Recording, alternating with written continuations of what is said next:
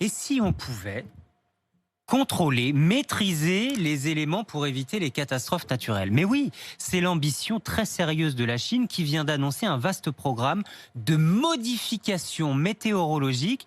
Pékin, en fait, veut faire la pluie et le beau temps, c'est possible? C'est exactement ça. C'est-à-dire qu'on va utiliser la science et la technologie pour contrôler précisément où et quand il va pleuvoir, pour mieux éviter l'impact des catastrophes naturelles, pour lutter contre la sécheresse, pour doper les rendements agricoles dans certaines régions. Et oui, Pékin veut faire ça à très grande échelle. Ils l'ont annoncé au début du mois. Alors pour ça, ils vont utiliser des techniques et des technologies qui sont connues depuis les années 50. Une technologie qu'on appelle l'ensemencement des nuages. C'est-à-dire que concrètement, on va envoyer des avions qui vont saupoudrer les nuages d'un composé chimique qui s'appelle l'iodure d'argent. Et ce que fait l'iodure d'argent, c'est que ça va entraîner une condensation des particules d'eau. On est qui vont encore devenir... en train de tout détraquer, quoi. Alors, on peut voir ça comme ça. On va voir qu'il y a aussi des conséquences positives. C'est-à-dire qu'on va en fait faire tomber la pluie, pour le dire simplement, on va crever les nuages et on va précipiter les arrivées d'eau. C'est-à-dire qu'en cas de sécheresse, par exemple, on va pouvoir forcer la pluie. Alors, il faut quand même qu'il y ait des nuages. Bah oui. On ne peut pas les créer de toutes pièces, mais quand il y a des nuages, on peut faire tomber la pluie.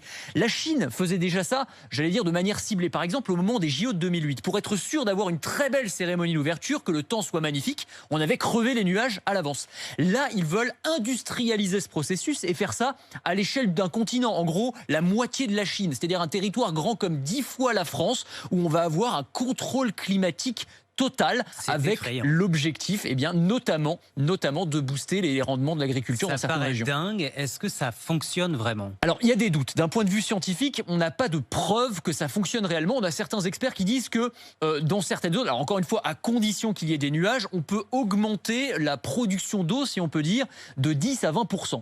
Ce qui est certain, c'est qu'il y a des dizaines de pays qui sont en train d'investir massivement. Ça intéresse beaucoup les États-Unis, ça intéresse les pays du Golfe, ça intéresse l'Australie, même la France s'y est intéressée. Mais la Chine, c'est les champions du monde toutes catégories. Il y a 35 000 personnes là-bas qui travaillent à temps complet, on va dire, sur ce programme. Ils ont même ce qu'ils appellent un bureau des modifications météorologiques. Donc c'est un ministère en fait qui est chargé de gérer ce processus. Les conséquences à court terme, à long terme, on a une idée? Alors on ne on sait pas fait ça vraiment. comme À ça court terme, déjà, on a par exemple les Émirats Arabes Unis qui l'an dernier, en début de l'année par exemple, ont utilisé cette technique pour faire pleuvoir dans le désert. Le problème, c'est que ça a entraîné des inondations, des glissements de terrain à Dubaï parce que tout simplement la ville n'était pas préparée. À long terme, on ne sait pas ce que ça peut donner sur le climat. Et puis il peut y avoir des utilisations, y compris militaires. On sait que par exemple pendant la guerre du Vietnam, c'est la presse américaine qui révèle ça. Eh bien, les Américains ont tenté d'utiliser cette technique pour perturber les lignes d'approvisionnement des Viet Cong, pour créer des glissements de terrain, etc. On ne sait pas si ça a fonctionné, mais en tout cas, ce sont des technologies qui ont été utilisées.